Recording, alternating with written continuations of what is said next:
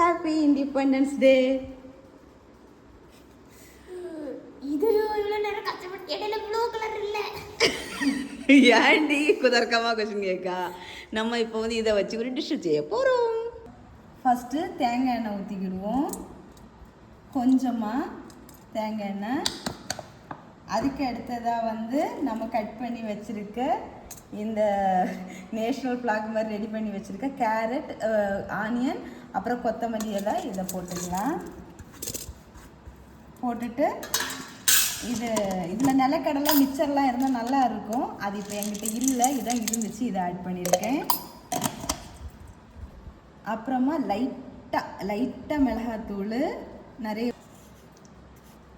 அது தேவையான அளவு உப்பு லைட்டாக தான், ஏன்னா உப்பு வந்து பொரியல் ஆல்ரெடி இருக்கும். அதுக்கப்புறமா சோள பொரி வந்து நான் வாங்கி வச்சுட்டு இருந்தது, அது இதில் ஆட் பண்ணிக்கிறேன். அடுத்ததை வந்து இந்த பொரி ஆட் பண்ணலாம்.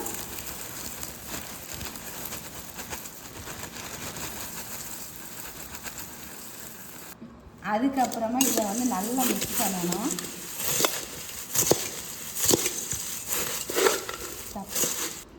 இப்போ வந்து நம்ம ரெடி பண்ணியாச்சு, இப்படி தான் இருக்குது. இப்போ எனக்கு டியூஷன் ஸ்டூடெண்ட்ஸ் வந்து டேஸ்ட் பார்ப்பாங்க. டேஸ்ட்டை பாருங்க.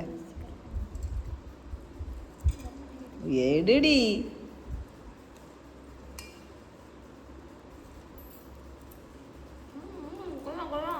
எப்படி இருக்கு? நல்லா இருக்கா?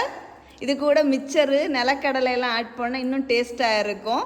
உங்கள் வீட்டு குட்டீஸுக்கெல்லாம் செஞ்சு கொடுங்க. நிறைய பேர் இந்த டிஷ்ஷு செஞ்சுருப்பீங்க. இது நான் வந்து ரெகுலராக எப்பவுமே செய்கிற டிஷ்ஷு தான். இது இவங்களுக்காக இன்றைக்கி இண்டிபெண்டன்ஸ் டேக்கு ஸ்பெஷலாக செஞ்சது. வேறு 3 டிக்கெட்டு வந்து அவுட் ஆஃப் ஸ்டேஷன் போயிட்டாங்க, அவங்க விருந்துட்டு போயிட்டாங்க, வரல. ஸோ அதனால் வந்த இவங்க 3 பேருக்கு தான் கொடுத்துருக்கேன்.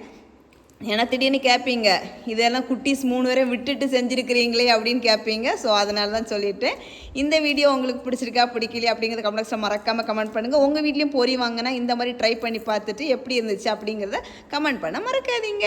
நெக்ஸ்ட் இன்ட்ரெஸ்டிங்கான வீடியோ மீட் பண்ணலாம். அது வரைக்கும் பாய்.